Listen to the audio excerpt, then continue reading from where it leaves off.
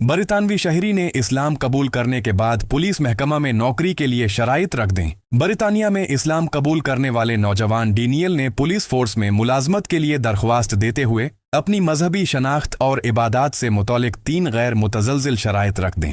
Daniel کے مطابق police نوکری کے دوران بھی دینی فرائض میں کوئی کمی نہیں ہونی چاہیے، اسی لیے انہوں نے بھرتی کے عمل میں واضح طور پر کہا کہ اگر انہیں قبول کیا گیا تو ان کی 3 شرائط لازمی مانی جائیں، جن میں جمعے کی نماز کے لیے مسجد جانے کی اجازت، 5 وقت کی نماز ان کے مقررہ وقت پر ادا کرنے کی سہولت اور داڑھی رکھنے کی اجازت شامل ہے، تاکہ وہ اپنی اسلامی شناخت برقرار رکھ سکیں۔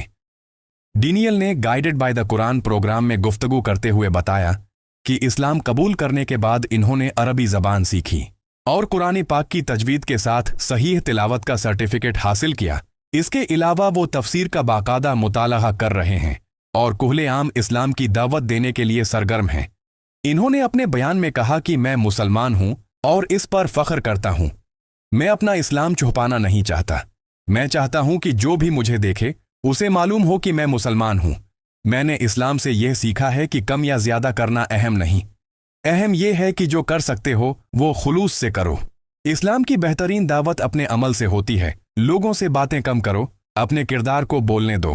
ڈینیل کے یہ الفاظ اس بات کی عکاسی کرتے ہیں کہ وہ نہ صرف دین پر عمل پیرا ہیں بلکہ اپنے طرز زندگی کے ذریعے اسلام کی مثبت تصویر پیش کرنے کے خواہاں ہیں۔